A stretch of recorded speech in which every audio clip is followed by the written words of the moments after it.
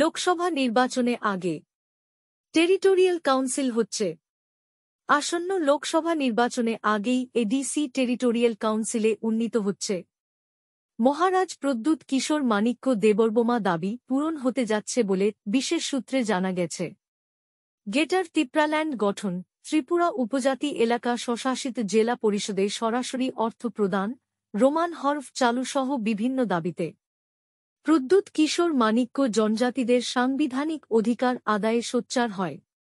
তীব্র আন্দোলনের ডাক দিয়েছেন। উনার আহ্বানে সাড়া দিয়ে গত বিধানসভা নির্বাচনে প্রথম নির্বাচনে অংশ নিয়ে ৩ আসন দখল করে রাজ্য বিধানসভাতে বিরোধী দলের মর্যাদা লাভ করেন। তার আগে এডিসিতে ও ক্ষমতা দখল করে উনার দল ইন্টারলকেটর একে মিশ্রকে রাজ্যে পাঠাতে কেন্দ্রীয় সরকার বাধ্য হয়। শ্রীমিশ্র রাজ্যে এসে জনজাতিদের সমস্যা সমাধানের জন্য সাংবিধানিক অধিকার বিষয়ে আলোচনা করে মতামত জেনেছেন। দিল্লিতে কেন্দ্রীয় স্বরাষ্ট্রমন্ত্রীর মাধ্যমে ইন্টারলকেটর একে মিশ্র, আসামের মুখ্যমন্ত্রী হেমন্ত বিশ্ব শর্মা এবং মহারাজা প্রদ্যুৎ কিশোর দেববর্মন মধ্যে সমস্যা সমাধানের জন্য আলোচনা সংগঠিত হয়। সেই সভার শেষে সংবাদ সূত্রে জানা গেছে, কেন্দ্রীয় সরকার মথার অনেক দাবি মেনে নিতে সম্মত হয়েছে।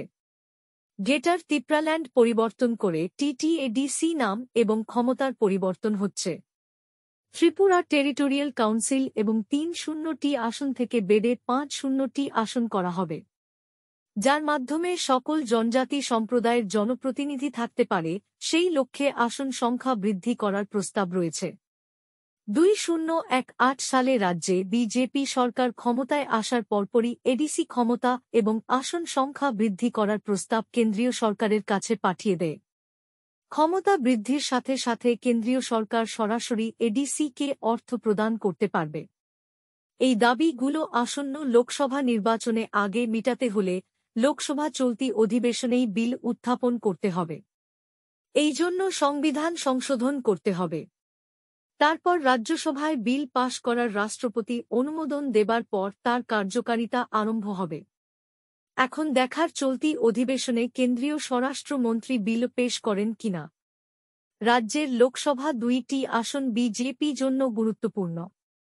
পশ্চিম আসনে বিজেপি জয়ী হবে, কিন্তু পূর্ব আসন সম্পর্কে বিজেপি এখনও অনিশ্চয়তার মধ্যে দিন কাটাচ্ছে।